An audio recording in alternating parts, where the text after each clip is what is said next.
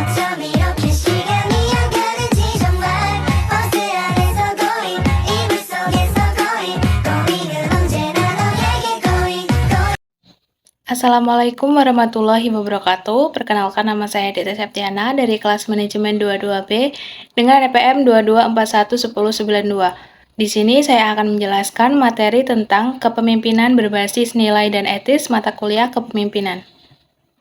Adapun tujuan pembelajaran yaitu memahami berbagai konsep kepemimpinan etis, memahami kesulitan dalam mendefinisikan dan menilai kepemimpinan etis, memahami pengaruh individu dan situasi terhadap kepemimpinan etis, memahami teori kepemimpinan, transformasi, pelayanan, spiritual, dan autentik, memahami konsekuensi kepemimpinan etis bagi pengikut dan organisasi, memahami cara mempromosikan perilaku etis dan menentang praktik yang tidak etis. Kepemimpinan yang etis yaitu upaya pemimpin untuk mempengaruhi perilaku etis orang lain melalui beberapa nilai dan motif. Contohnya, pernyataan pemimpin tentang pentingnya etika, komunikasi, pedoman etika bagi anggota organisasi, memberikan perilaku etis untuk memberikan contoh nyata bagi orang lain, menggunakan perilaku etis dalam penilaian kinerja, dapat mengkritik dan menghukum perilaku tidak etis. Dilema dalam menilai kepemimpinan etis. Mempengaruhi komitmen dan optimisme pengikut terhadap suatu tugas adalah aspek utama dari sebagian besar teori kepemimpinan yang efektif. Namun, pengaruh ini juga merupakan sumber masalah etika.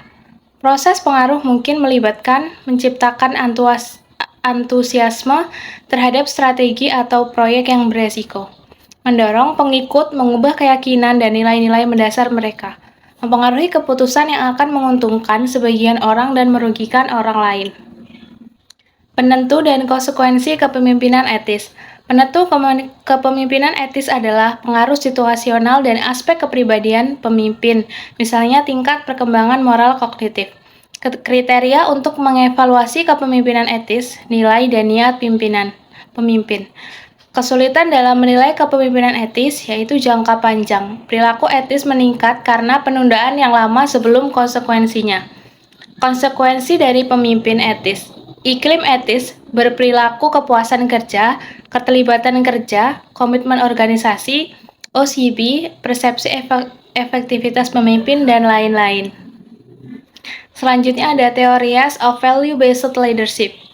Integrity. Dalam kepemimpinan berbasis nilai, integritas mengacu pada kemampuan pemimpin untuk bertindak sesuai dengan nilai-nilai moral yang dianutnya dan mempertahankan standar etika yang tinggi dalam semua aspek kepemimpinan. Yang kedua, altruisme mengacu pada kecenderungan untuk memperhatikan dan membantu orang lain tanpa memperhitungkan keuntungan pribadi. Yang ketiga, humility. Kerendahan hati adalah sikap rendah diri dan pengakuan bahwa tidak ada yang sempurna. Yang terakhir, empati. Empati adalah kemampuan untuk memahami dan merasakan perasaan yang pengalaman orang lain. Selanjutnya ada personal growth. Dalam kepemimpinan berbasis nilai, kepemimpinan yang berfokus pada pertumbuhan pribadi, memotivasi dan mendukung pengikut mereka untuk mencapai potensi tertinggi mereka dan harus belajar dan berkembang.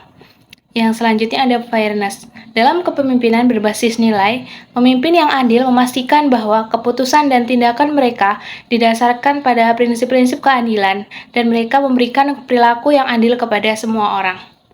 Selanjutnya ada empowerment. Dalam kepemimpinan berbasis nilai, pemimpin yang memberdayakan, menginspirasi, dan mendukung pengikut mereka untuk mengambil inisiatif, berkembang, dan mencapai tujuan mereka dengan mandiri. Selanjutnya ada pedoman kepemimpinan etis. Yang pertama, menetapkan standar perilaku etis yang jelas. Contoh perilaku etis dalam tindakan Anda sendiri, yaitu membantu orang menentukan cara yang adil dan etis untuk menyelesaikan masalah dan konflik.